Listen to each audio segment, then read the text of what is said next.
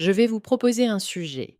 Vous allez vous exprimer sur ce sujet de façon argumentée, en utilisant des exemples, en justifiant vos idées, en essayant de me convaincre pendant 4 minutes 30 secondes. Voici le sujet. Pensez-vous que les transports en commun devraient être offerts gratuitement à tous les résidents des grandes villes? Eh bien, c'est une question très actuelle, parce qu'elle touche à plusieurs enjeux essentiels des grandes villes modernes, l'environnement, l'égalité et la qualité de vie. Rendre les transports en commun gratuits pour tous les résidents est une idée qui séduit de plus en plus de gens, car elle paraît à la fois juste et écologique. Pourtant, une telle mesure soulève aussi des défis économiques et organisationnels qu'il faut bien évaluer. À mon avis, la gratuité des transports publics est une initiative positive, mais elle doit être pensée avec équilibre et réalisme. D'abord, rendre les transports gratuits aurait un effet immédiat sur l'environnement et sur la circulation. Dans la plupart des grandes villes, les embouteillages, la pollution et le bruit représentent un véritable problème.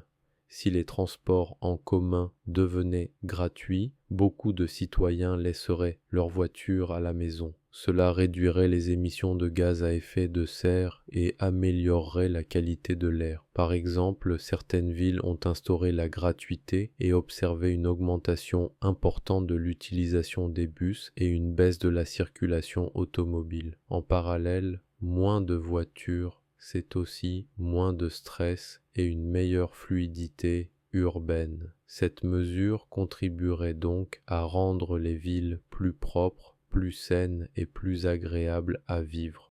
Ensuite, cette gratuité favoriserait aussi la justice sociale et la mobilité pour tous. Se déplacer est un besoin fondamental pour travailler, étudier ou simplement participer à la vie sociale. Pourtant, pour certaines familles, le coût du transport reste un obstacle.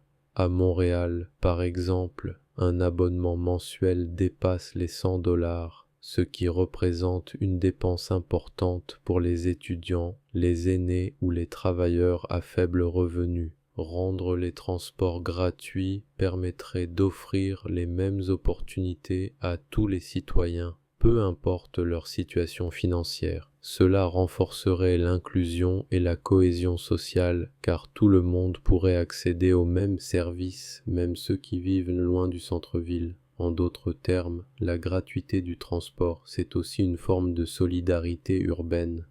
Enfin, il faut tout de même rester conscient des limites économiques d'une telle mesure. Les revenus des billets représentent une part importante du financement des sociétés de transport. Si on les supprime sans plan clair, le risque serait une dégradation de la qualité du service. Bus surchargés, retards, moins d'entretien.